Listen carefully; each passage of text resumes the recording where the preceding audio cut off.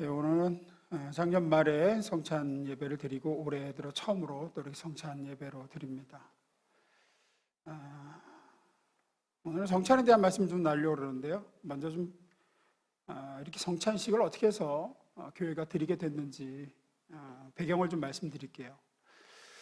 예수님께서 십자가에 못 박히기 전날 제자들과 함께 나누었던 게 이제 유월절 식사였죠. 그래서 그 예수님이 이렇게 너희도 나를 기념하라, 이렇게 떡과 포도주를 나눠라 하신 명령대로 초대교회 때는 매 예배 때마다 성찬을 했습니다. 근데 이 성찬이 그때는 식사하고 구별이 없었어요. 그냥 교회에서 모일 때마다 서로 음식을 만들어서 가지고 와서 함께 식사를 했는데, 이때 초대교회 성도들은 주님의 죽으심을 기념하는 성찬도 함께 행했습니다. 교회에서 식사가 곧 성찬이고 식사였고 매 주일마다 드려졌습니다. 그런데 이제 교인들 중에서는 그때도 음식을 장만해서 이제 가지고 올 수 없는 가난한 사람들이나 신분이 종인 사람들이 있었어요. 그래서 그들을 위해서 비교적 부유하고 경제적으로 여유로운 사람들이 음식을 더 충분히 많이 가지고 와서 가난한 형제 자매들과 함께 식사를 나누는 방식으로 성찬이 시행이 됐습니다. 그래서 이것을 사랑의 만찬 해서 애찬이라고도 불렀습니다. 주의 만찬, 성찬, 애찬 다 같은 의미로 혼용되던 단어들이에요. 그런데 그렇게 하다가 이제 부작용들이 슬슬 나타나기 시작했습니다. 언제나 좋은 취지로 시작을 해도 인간의 죄성으로 인해서 부작용이 나타나죠. 어떤 거냐? 이제 유다서 1장 12절 봅니다. 읽어보겠습니다. 시작.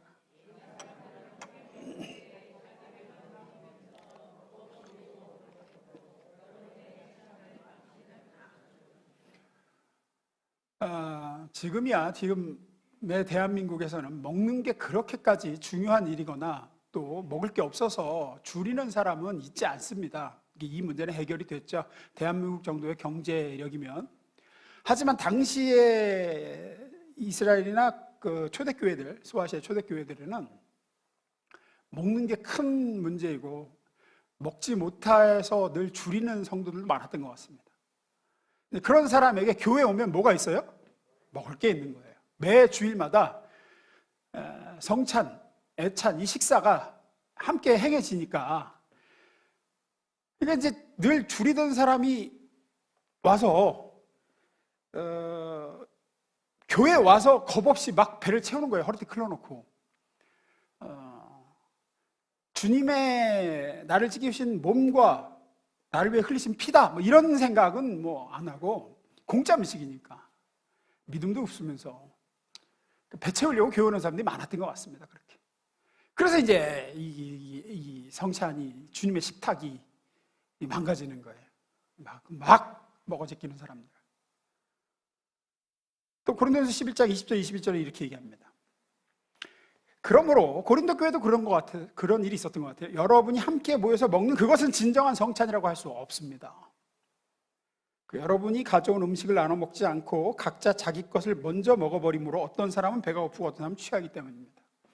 자, 앞서 유다서에 있었던 일 같은 일이 벌어지니까 아마 고린도 교회에서는 전에는 못 먹는 사람을 위해서 음식 장만해 오는 사람에서 내가 많이 장만해 가야지 해서 같이 나눠 먹었는데, 이제 그런 사람들이 막 몰지각하는 사람들이 있으니까 그다음부터는 아마 자기가 해온 것만 자기가 먹게 된 것 같아요. 아무도 못 먹어. 내가 준비해온 내 음식이야.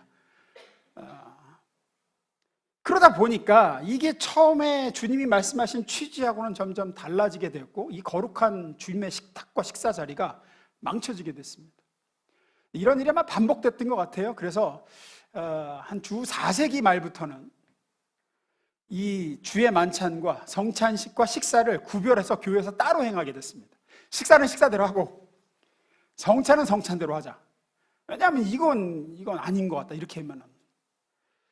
그 결과 오늘날에는 우리도 성도들이 함께 식사하는 자리에서 성찬을 하는 게 아니라 식사는 식사대로, 주의 만찬은 주의 만찬대로 따로 우리의 죄값을 치르기 위해서 십자가에서 찢기신 주님의 몸을 상징하는 빵을 조그맣게 만들고, 또 흘리신 피를 상징한 포도주를 조그맣게 기념하기 위한 상징의 의미로 따라서 이렇게 기념으로만 예배 때 따로 나누게 되었습니다.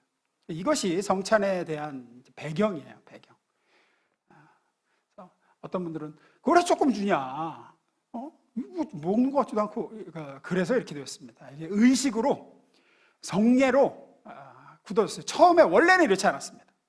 예수님이 제자들과 나눴던 것도 이렇게 나눈 게 아닙니다. 큰 빵을 뜯어서 제자들에게 주시고 포도주도 큰 컵에 따라서 식사로 하신 거죠. 식사로. 좀 오늘은 오늘날에는 기념하는 의미로 예수님의 몸과 피를 기억하고 기념하고 하는 의미로 이렇게 의식으로 굳어졌습니다. 오늘은 이 성찬에 대한 성경의 가르침 두 가지를 좀 나눠보려고 합니다.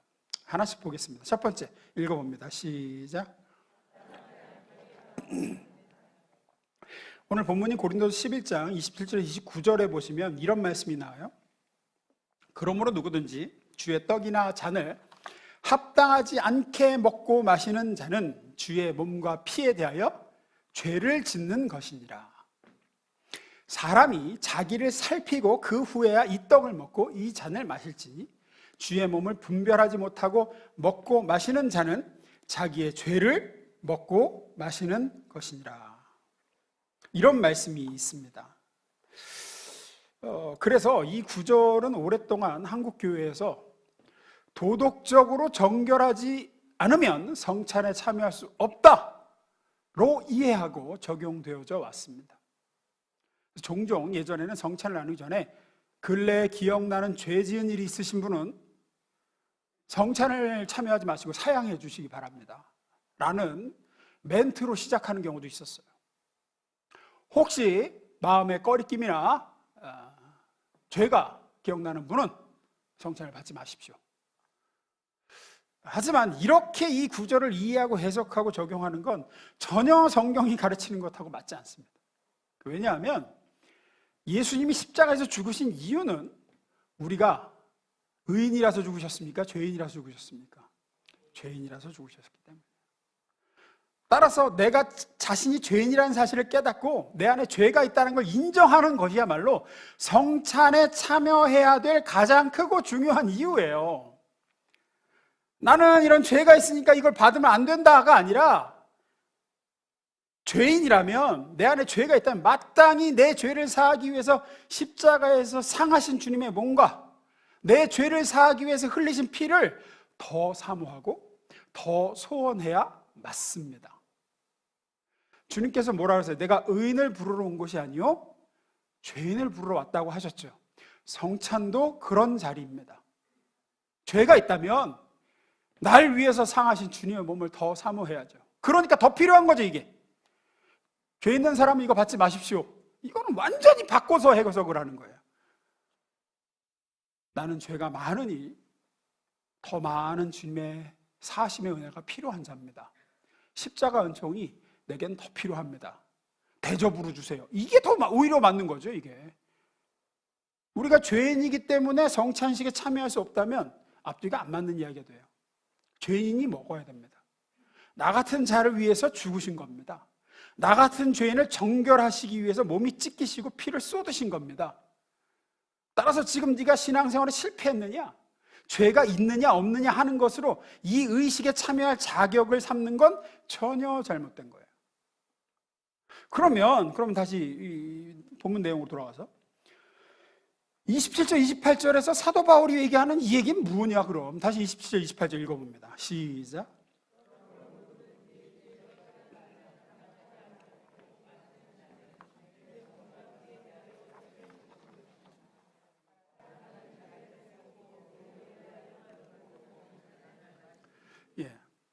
합당하지 않게 이 떡을 먹고 이 잔을 마시는 사람은 어떤 사람을 얘기하는 거냐? 자기를 살피고 그 후에야 이 떡을 먹고 잔을 마실지니라는 건 살펴서 죄가 없으면 이거 아닙니까? 주님 보시기에 부끄러움 없이 살았으면 이거 아니냐고요. 이 말의 의미가 그 다음 절인 29절에 답이 나오죠. 29절입니다. 주의 몸을 분별하지 못하고 먹고 마시는 자는 자기의 죄를 먹고 마시는 것이니라. 따라서 합당하지 않게 주의 몸과 피를 받는다는 것, 또 자기를 살피지 않고 이 성찬에 참여하는 자가 있다라는 건 무슨 얘기일까요? 밑줄 그어놨잖아요. 예, 이 의식이 무엇을 의미하는지를 모른 채 지금 받고 있는 이 빵과 포도주가 상징하는 것이, 기념하는 것이 뭔지, 예수께서 왜 십자가에 달려 죽으셔야 했는지, 그 피 흘리심과 죽으심이 누구를 위함인지 전혀 알지도 않고 믿지도 않은 채 남들이 받아 먹으니까 그냥 나도 받아 먹는 걸 얘기하는 거예요. 그게 주의 몸을 분별하지 못하고 먹고 마시는 겁니다. 그런 자는 자기 죄를 먹고 마시는 거다. 고린도 교회는 그로 인해서 사도 바울이 뭐라고 얘기를 하냐면, 그러므로 너희 중에 약한 자와 병든 자와 잠자는 자도 적지 않다 그래요. 그러니까 이제 성도들 중에, 고린도 성도들 중에 병든 자도 많았고 몸이 약해진 사람도 많았고 영적으로 이렇게 안 좋은 사람, 심지어 잠잔다라는 건 죽음을 의미하기도 합니다. 이것 때문에 하나님의 징계로 죽은 사람도 있다. 무슨 얘기냐면 그만큼 이게 심각하다는 거예요. 지금 내가 받고 있는 이 떡이 무엇인지, 무엇을 상징함인지, 누구를 기념함인지, 이 피가 나를 위해서 흘리신 예수의 피라는 게 믿어지지도 않고 깨달아지지도 않는 사람이 남들 다 받으니까 받으면 그것은 예수님의 십자가와 하나님의 대속의 연총을 모욕하는 결과물이 되기 때문에 하나님은 그런 걸 그냥 봐 넘기시지 않습니다라는 얘기입니다. 그래서 여러분 중에 병든 자도 있고 약해진 사람도 있고 잠자는 자도 적지 않습니다. 그렇게 하지 말라는 얘기입니다.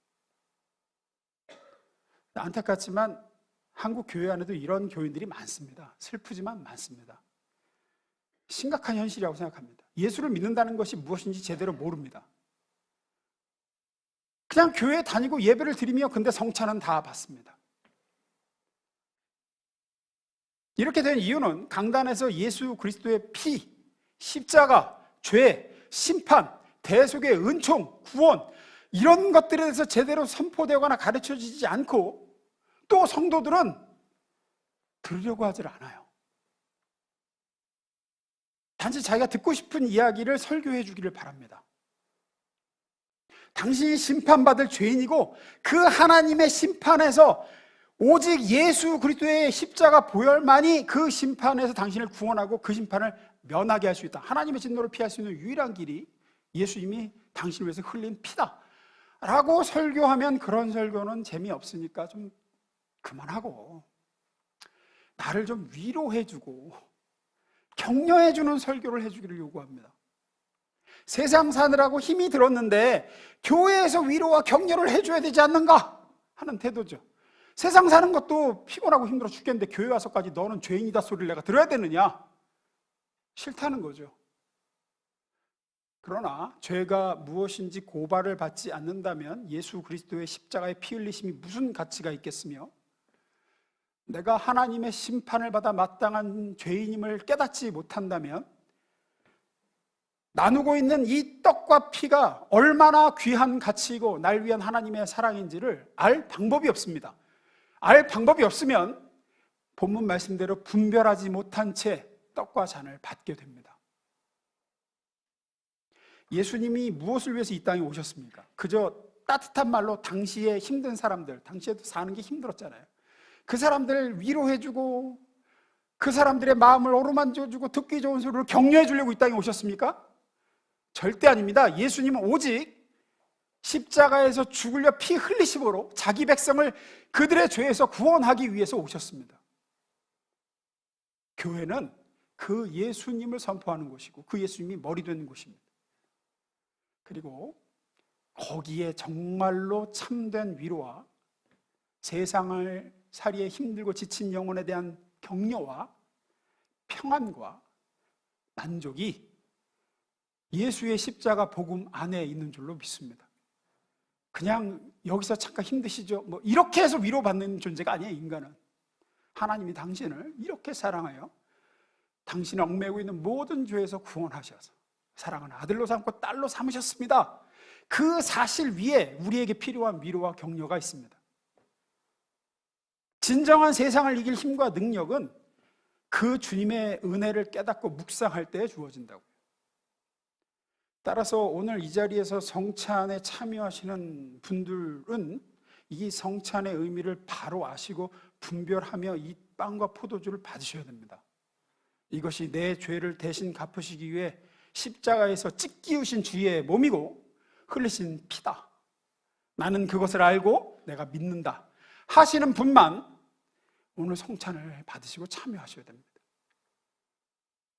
나는 이 떡과 이 잔, 이 주님의 희생, 이게 없었으면 나는 이 자리에 있을 수 없다. 그 사실을 정말로 믿는 분만. 그 다음에 더 나아가서는 내 마음에 들지 않는 사람이 성찬을 받아드는 걸 보고 그렇지 저 사람을 위해서도 예수께서 피 흘리시고 죽으셨지. 저 사람도 주님이 정결하게 하사 사랑하는 자녀 삼으시려고 그렇게 하셨다. 하나님이 저 사람도 받으셨다 를 확인하는 시간이 되어야 됩니다. 놀라시고 감사하시고 감격하셔야 돼요. 이렇게 주님 자신이 죄값을 치르심으로 나를 구원하셨구나. 이게 웬 말인가? 이게 웬 은혜인가? 이 은혜가 나를 덮고 있고 저 사람도 덮고 있고 저 사람도 덮고 있구나. 그런 놀라움과 떨리심으로 떡과 잔을 받으시길 주님으로 축원합니다. 만약에 아니라 그러면 간곡히 부탁드립니다. 받지 마십시오. 여러분을 위해서 말씀드립니다. 여러분을 위해서. 그냥 뭐 다 받는다 나만 안 받으면 좀 눈치 보이니까 절대 아닙니다. 여기에 분명히 경고를 그렇게 하고 있습니다. 분별 없이 먹고 마시는 자는 합당하지 않게 이 잔과 떡을 받는 자예요. 두 번째입니다. 읽어보겠습니다. 시작. 복음이 새 힘이다. 성찬을 왜 이렇게 자주 합니까? 라고 생각하실 수도 있습니다. 작년 12월 말에 했는데 뭐 몇 개월 안 됐는데 또 1년에 한두 번 하면 됐지 이렇게 자주 하느냐. 말씀드렸듯이 초대교회 때는 매주 했습니다. 매주 했고 성찬은 사실상 할 수 있으면 자주 반복해서 자주 해야 됩니다. 또 어떤 분들은 지겹다고 생각하시는 게 제가 주로 교리 설교, 복음 설교 정말 자주 많이 하잖아요. 그래서 힘들어 하시는 분도 있어요. 나 다 아는 이야기인데, 아는 이야기라는 거예요. 근데 저는 그렇게 반응하시면 정말로 아는 게 아닐 겁니다. 정말로 여러분이 복음을 안다 그러면 복음을 들을 때 그렇게 반응이 안 나옵니다. 오, 놀라운 구세주, 예수내주. 여기서 다시 한번 감격과 기쁨과 감사가 나오지, 아이고 지겨운 소리 저 소리 또 해, 이렇게 나온다는 건 여러분이 아직 복음을 모른다는 겁니다. 여러분이 복음과 상관없는 사람이란 얘기입니다. 찰스 스펄전 목사님은 자기의 생애 마지막, 거의 이제 생애 일찍 돌아가셨는데 쯤에 한참 우셨다 그래요. 그 사모님이 당신 왜 그렇게 우냐고. 오늘은 내가 정말로 마음이 안 좋다. 왜 이렇게 안 좋습니까? 그러니까 예수님의 십자가를 묵상하는데 내가 감격이 없다. 나를 위해서 흘리신 보혈을 생각하는데 내가 눈물이 안 난다. 내 영적 상태가 얼마나 지금 침체되어 있으면 이 꼴이 됐을까 싶어서 내가 너무 슬프고 괴롭다. 그래야 됩니다. 그래야 돼요. 자꾸 언제까지 죄의 십자가, 은혜와 구원 소리만 좀, 그 소리 언제까지 좀 그만 좀 했으면 좋겠다.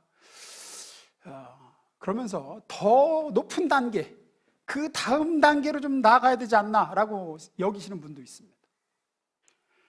복음 얘기는 죄와 십자가의 보혈과 죄사함과 구원과 이런 거는 초신자 때 아직 구원 못 받은 사람에게나 필요하지, 나는 이미 구원받고 난 다 안다는 거예요. 다 아는 얘기를 왜 자꾸 하느냐. 이건 상당히 큰 착각입니다. 왜냐하면 여러분, 우리가 영적으로 성장해가는 길은 이 값없는 은혜의 복음에서 이제 졸업하고 그 다음 단계로 뭐 가는 게 아니라 처음 나를 사로잡았던 그 값없는 은혜의 복음을 점점 더 깊이 깨닫고 반복하며 묵상함을 통해서 성장이 이루어지는 거지. 기독교는 그 다음 단계, 그 다음 단계, 뭐 더 상위 단계가 있는 게 아니기 때문이에요. 자꾸 착각하는 게 복음이라는 게 나와 하나님 사이를 이어주는 다리이고, 이 다리를 넘고 나면 그 다음 더 깊은 제자 훈련 단계로 뭔가 새로운 거로 넘어간다고 자꾸 생각을 해요. 그래서 복음은 이제 그만 배우고, 복음은 이제 죽여놓고 이제부터는 뭐 큐티, 전도, 예배, 헌신, 헌금 뭐 더 상위 단계를 열심히 해야 한다고 생각합니다. 절대 그렇지 않습니다. 기도라든지 큐티라든지 예배와 헌신, 헌금 등은 다 복음을 다시금 되새기고 나를 구원하신 은혜 위에 세워지는 거지 무슨 상위 단계라는 건 없습니다.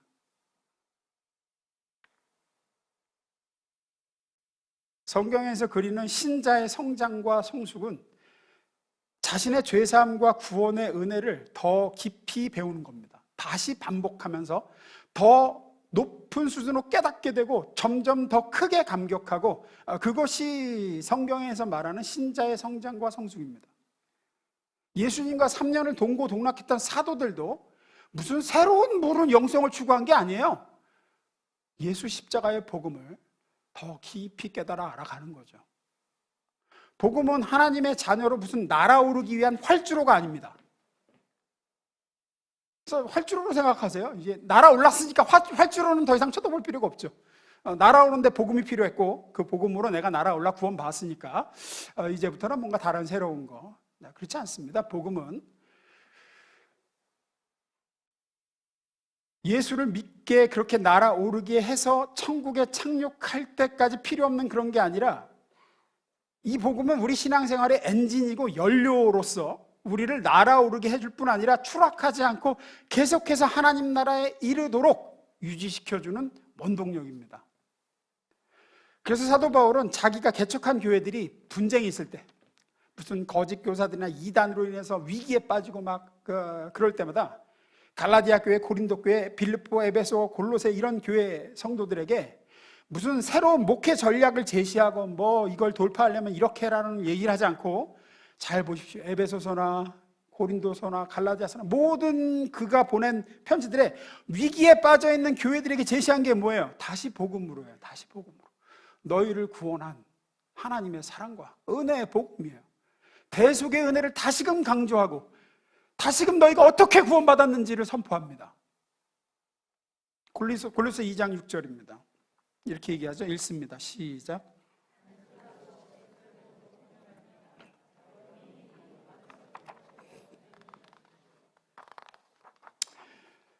골로새 교회 성도들에게 얘기합니다. 단순하고 직설적으로 변명합니다. 여러분, 다른 거 뭐 새롭게 뭘 할 생각하지 말고 이미 받은 것을 가지고 전진하십시오. 그게 바로 복음을 얘기합니다. 이 갈라디아 교회, 고린도, 골로새, 에베소 교회 성도들이 복음을 잘 모르는 초신자들이라서 그렇게 다시 복음으로 돌아가고 강조하고 한 게 아니라, 모든 신자들은 반복해서 복음을 묵상하며 자신을 죄에서 구원하신 하나님의 사랑과 진리 안에 감격하고 서 있을 때 가장 강건하고 가장 거룩해지고 가장 튼튼하게 성장해 갈 수 있기 때문입니다. 신앙생활은 십자가의 은혜를 통해서 제자가 된 뒤에는 그 십자가 은혜를 이제는 점점 덜 의존하게 돼서 나 홀로 점점 잘 서가는 그런 과정이 아니에요. 오히려 반대입니다. 신앙생활이라는 건 십자가 은혜를 통해서 제자가 된다가 그 은혜를 더욱더 의지해 가는 과정이에요. 더욱더.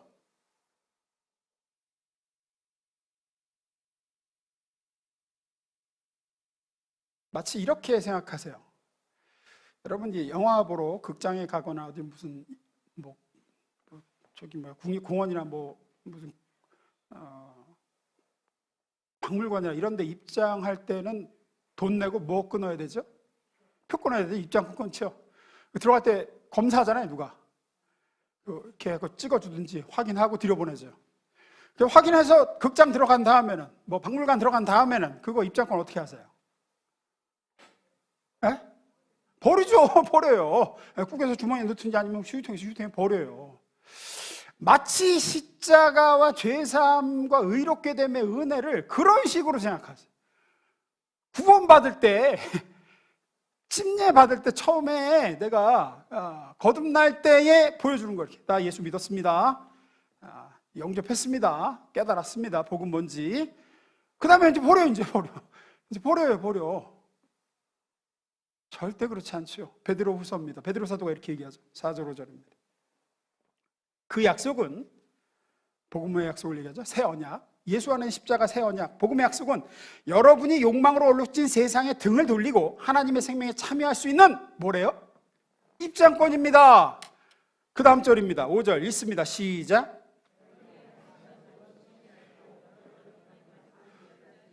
네. 이제 구원받았으니까 쓰레기통으로 버려야 될 입장권이 아니라 한순간도 놓치지 말고 아버지 나라에 이르는 그날까지 여러분이 받은 것을 어떻게 하랍니까? 의지하십시오. 애벌레는 날개를 얻어 나비가 된 뒤에 아이고 이제 나비 됐으니까 날개 이제 필요 없구나 하고 날개를 떼버리거나 날개를 의존하지 않거나 그렇지 않죠. 오히려 나비가 된 뒤에는 그 날개를 더 의존하고 날개를 더 자유자재로 사용하는 법을 배워가죠. 나비는 애벌레에서 나비 됐으니까 이제 됐다 이게 아니라 바울은 골로새 성도들에게 이렇게 얘기합니다. 골로새 1장 22절입니다. 이제는 그의 육체의 죽음으로 말미암아 화목하게 하사 너희를 거룩하고 흠없고 책망할 것이 없는 자로 그 앞에 세우고자 하셨으니 하나님이 예수님의 육체의 죽음으로 말미암아 너희 죄를 사하시고 화목하게 하셔서 그렇게 구원하셔서 의도하신 게 뭐냐? 너희를 거룩하고 흠없고 책망할 것이 없는 자로 하나님 앞에 세우고자. 그것이 하나님의 의도다. 그렇게 너희를 세우길 바라신다. 책망할 것이 없고 거룩하고 의로운 자로. 이걸 성화라 그러죠. 우리는 성화. 그러면 그렇게 구원받은 백성이 하나님 앞에 거룩하고 흠없고 책망할 것이 없는 자로 하나님 앞에 세움받기 위해서 해야 될 게 뭘까요? 열심히 기도하고 열심히 노력하고 말이야.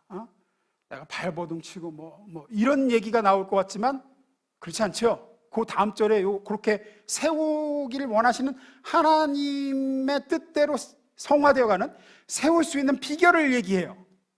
읽습니다. 23절 시작.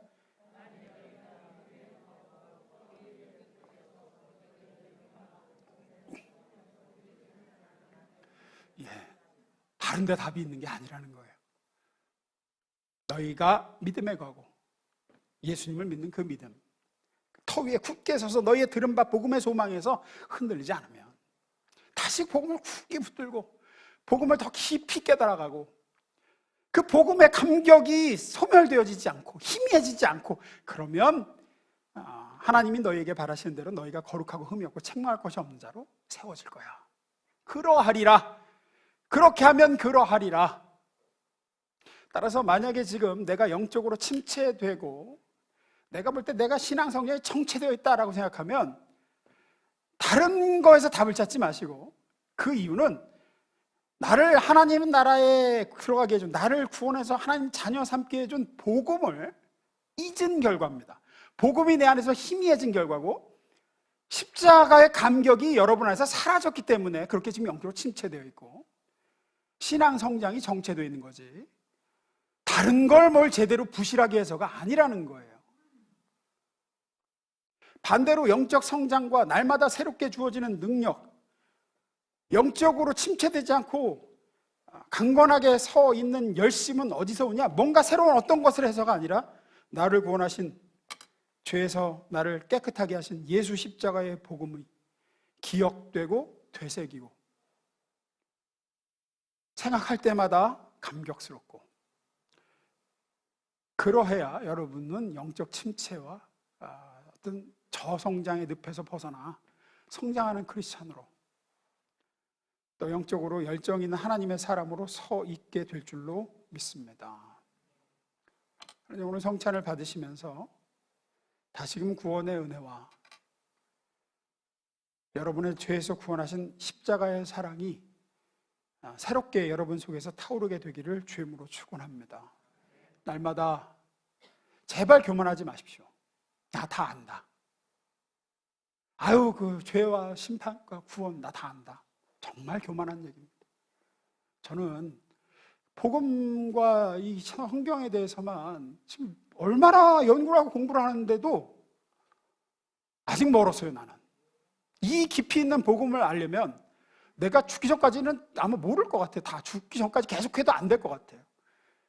그런데 여러분이 아신다고요? 다 배웠으니까 이제 뭐 더 배울 게 없다고요? 뭔가 더 새로운 것 좀 해달라고요? 정말 교만한 얘기입니다. 복음이 새 힘이고 복음이 능력임을 깨달으시기를 축원합니다. 네, 기도하겠습니다.